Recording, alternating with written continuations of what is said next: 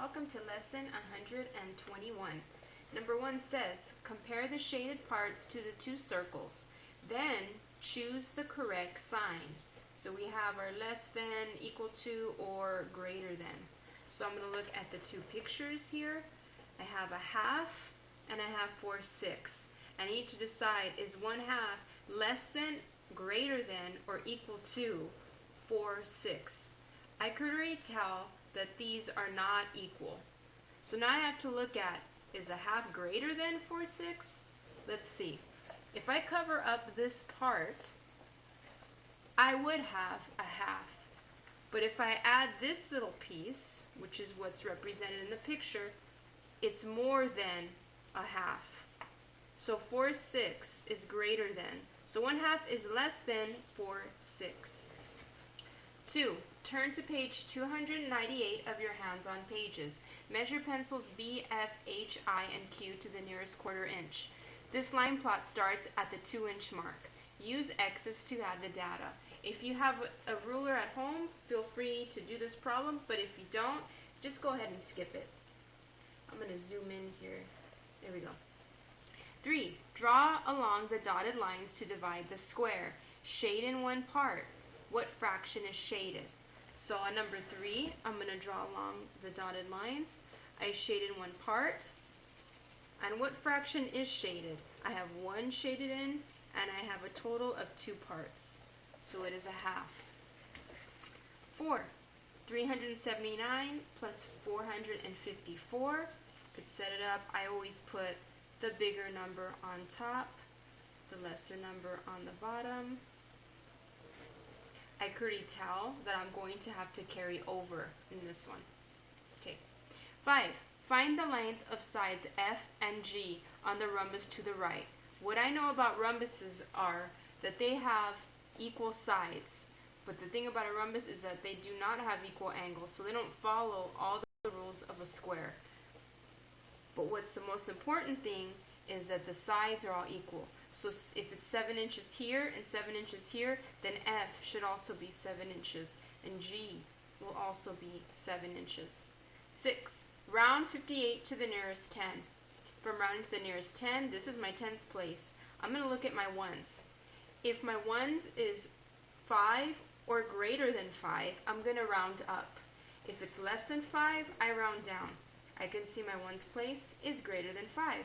So 58 is closer to 60 than 50. Okay, circle the picture that shows 28 divided into 4 equal groups. So I'll look at number 7. 28 divided into 4 equal groups. I need 4 equal groups. I have equal groups here, but I have 1, 2, 3, 4, 5, 6, 7. So it doesn't look like this one will be right. But I'm going to check this one. These look like they are equal, and I have 1, 2, 3, 4. I'm going to circle this picture. 8. Circle the picture that shows 2 as 16 divided by 8. Okay, so I'm looking for, because 16 divided by 8 equals 2. 16 is my total. It looks like this has 16, 2, 4, 6, 8, 10, 11, 12, 13, 14, 15, 16. Maybe this one's actually 17. I could already tell this one isn't right though, because I have more than 2 equal groups, and I should have 8 in each group. This one looks like it has 8. 1, 2, 3, 4, 5, 6, 7. Let's see. 1, 2, 3, 4, 5, 6, 7. Interesting here. So 8. It actually might be this one. 2 in each group. I'm going to go with, I'm going to double check this, see if there's 16. 1, 2, 3, 4, 5, 6, 7, 8, 9, 10, 11, 12, 13, 14. So my total is 16. This one has a total of 14. So it's not going to be this one. Now I can check my total here. I need to have 16 as a total. 1, 2, 3, 4, 5, 6, 7, 8, 9, 10, 11, 12, 13, 14, 15, 16. Number 8, the top picture is going to represent 16 divided by 8 equals 2. 9, 30 times 6. For the trick, 30 times 6. Do 3 times 6. You get the answer, and don't forget to add the 0. 10. Mrs. Davis's class checked the temperature 4 times a day. How many readings did they collect by the end of a 5-day school week? So they checked the temperature 4 times each day, and there was 5 days of the school week.